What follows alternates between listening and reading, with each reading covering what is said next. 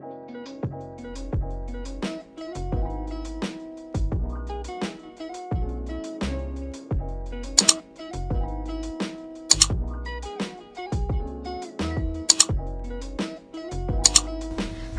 assalamualaikum semuanya. Selamat berbahagia dan semoga selalu dalam lindungan Allah Subhanahu wa Ta'ala. Kali ini kami dari kelompok 4 PS 4A akan membahas tentang kebijakan moneter. Nah, video kali ini untuk memenuhi tugas dari mata kuliah Ekonomi Moneter Kebank Sentralan yang diampu oleh Bapak Fatkur Rahman Al-Banjari, SEME. Saya Nur Amalina Azizah, NIM 124011930005. Perkenalkan, nama saya Jika Afrita Dewi, NIM 124011930019. Nama saya Siti Komariah, NIM 12401193033. Nama saya Silvi Yuriko Farera dengan NIM 12401193048. Pembahasan yang pertama yaitu definisi kebijakan moneter. Apa sih kebijakan moneter itu? Pastinya sudah tidak asing didengar, bukan? Secara umum, kebijakan moneter adalah proses yang dilakukan oleh otoritas moneter suatu negara dalam mengontrol atau mengendalikan jumlah uang yang beredar dengan mentargetkan tingkat suku bunga yang bertujuan untuk mendorong stabilitas dan pertumbuhan ekonomi. Di dalamnya sudah termasuk stabilitas harga dan tingkat pengangguran yang rendah.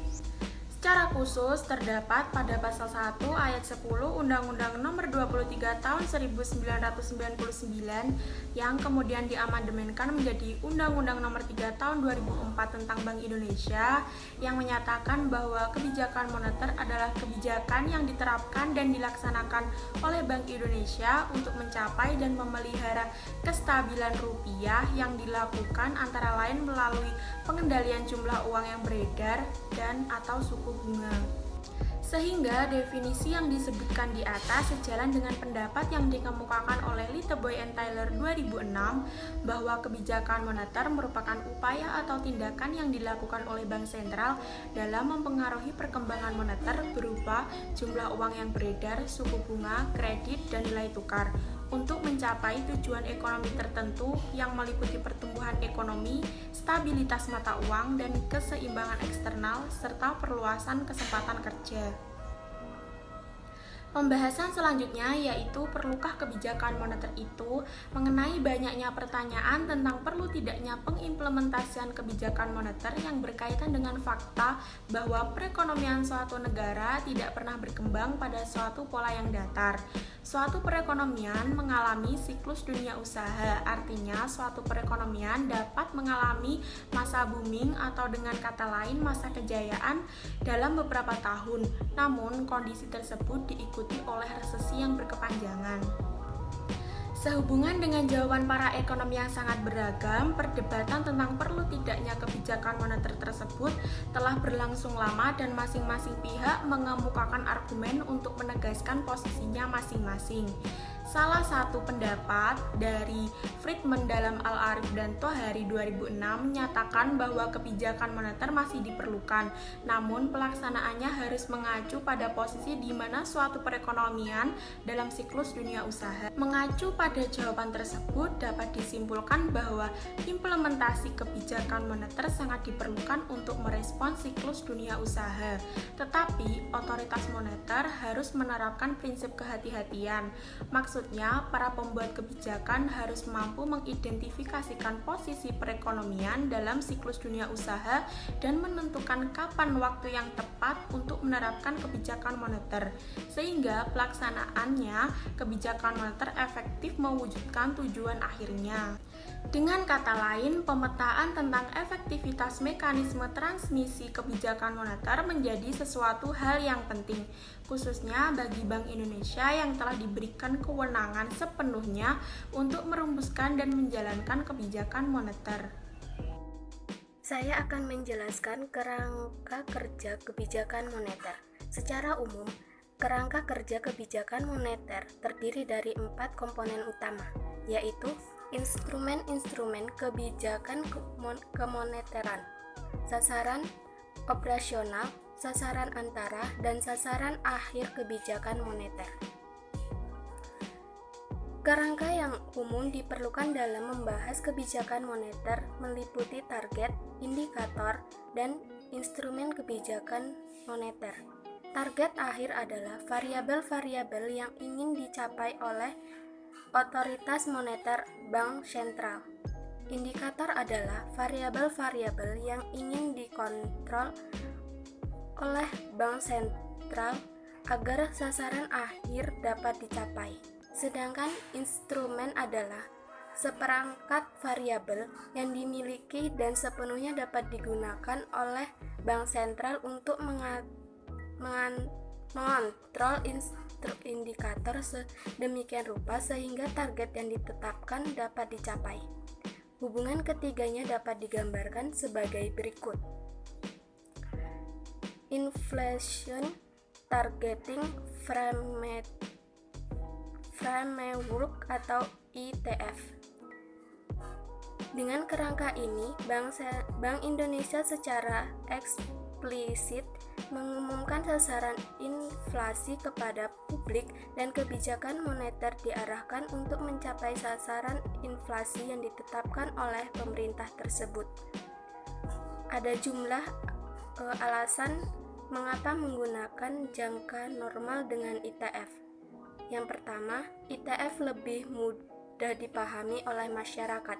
Yang kedua, ITF yang memfokuskan pada inflasi sebagai prioritas kebijakan moneter sesuai dengan mandat yang diberikan kepada Bank Indonesia. Yang ketiga, ITF bersifat forward looking sesuai dengan dampak kebijakan pada inflasi yang memerlukan time lag. Yang keempat, ITF meningkatkan transparansi dan akuntabilitas kebijakan moneter, mendorong kredibilitas moneter. Dan yang terakhir, ITF tidak memerlukan asumsi kestabilan hubungan antara uang beredar, output, dan inflasi. Oke, baiklah, di sini saya akan menjelaskan tentang pengertian koordinasi kebijakan moneter dan fiskal. Perdebatan koordinasi antara kebijakan moneter dan fiskal pada hutan tidak terlepas dari perbedaan dalam keputusan masing-masing kebijakan. Tujuan utama kebijakan moneter lebih tepatnya pada stabilitas harga dasar beberapa pertimbangan. Untuk pertimbangan yang pertama yaitu dengan output yang ditentukan kapasitas ekonomi dalam jangka panjang. Maka segala kebijakan yang mendorong pertumbuhan ekonomi akan menciptakan inflasi atau sering disebut dengan jangka pendek, sehingga tidak akan mempengaruhi pertumbuhan ekonomi real. Untuk yang kedua yaitu agen ekonomi rasional, memahami bahwa tindakan kebijakan pembuat kebijakan dalam mendorong pertumbuhan ekonomi dan mendorong inflasi dapat menjadikan permasalahan konsistensi waktu.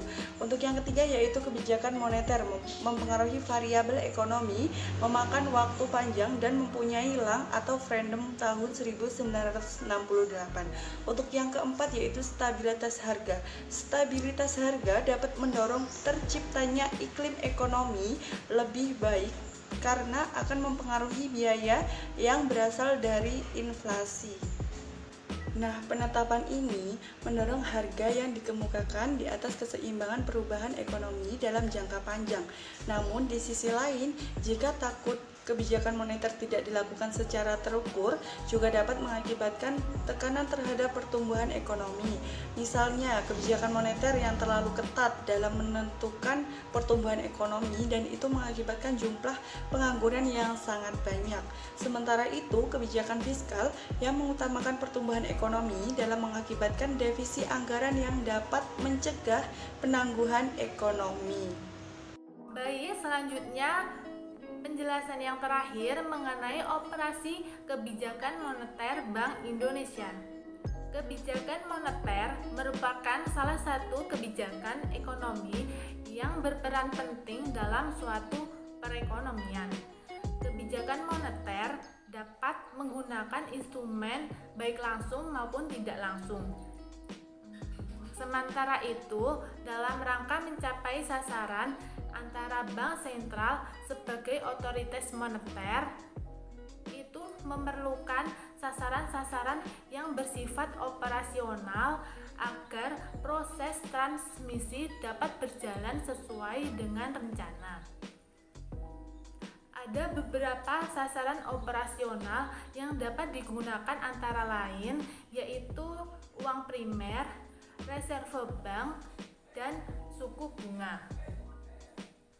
Selanjutnya, untuk dapat mencapai sasaran operasional bank sentral memerlukan alat-alat yang dapat secara langsung atau tidak langsung mempengaruhi sasaran operasional yang telah ditetapkan. Alat tersebut dimaksud dengan instrumen pengadilan sosial. Instrumen-instrumen tersebut dapat dipergunakan untuk mempengaruhi jumlah uang yang beredar. Kemudian untuk mencapai sasaran akhir yang diinginkan, instrumen tersebut tercermin pada kestabilan harga, pertumbuhan ekonomi, perluasan kesempatan kerja, dan keseimbangan neraca pembayaran. Selanjutnya, contoh dari operasi kebijakan moneter Bank Indonesia yaitu ketika Bank Indonesia memakai kebijakan Bank Indonesia 7 hari repo rate. Intinya, kebijakan itu kita tidak perlu menunggu 1 tahun jika ingin menarik uang yang kita simpan. Akan tetapi di Bank Indonesia cukup dalam waktu 7-14 hari kita bisa mengambilnya. Akan tetapi memang suku bunganya lebih rendah. Tapi keuntungan kebijakan tersebut bisa memperlancar pemberian kredit terhadap masyarakat. Contoh lainnya yaitu seperti menaikkan atau menurunkan suku bunga untuk menstabilkan nilai mata uang Indonesia. Sekian video yang dapat kami jelaskan.